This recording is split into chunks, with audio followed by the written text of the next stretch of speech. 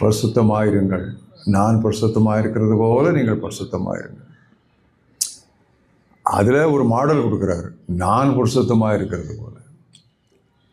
பிறகு கடைசியில் சொல்கிறாரு, நானே உங்களை பரிசுத்தமாகிற தேவன்கிறாரு. பிதா சொல்கிறாரு பரிசுத்தமாயிருங்கள்னு சொல்கிறார். குமாரனை மாதிரியாக காட்டி என்னை போல பரிசுத்தமாக இருங்கிறார். ஆவியானவர், நானே ஆவியானவருடைய பரிசுத்தமாக்குதல்னு இருக்கு. நானே உங்களை பரிசுத்தமாக்குகிற தேவன்.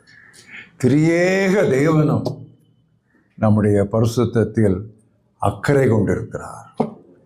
திரியேக தேவனும் நம்முடைய பரிசுத்தத்திற்காக நாம் எடுக்கும் முயற்சிகளோடு சேர்ந்து அவர் சிரத்தை மேற்கொள்ளுகிறார். இதுதான் நமக்கு உற்சாகமான ஒரு காரியம். இத்தனை காரியங்களும் நாம் நம்முடைய புரிதலில் நாம் இருத்தி வைத்திருந்தார்.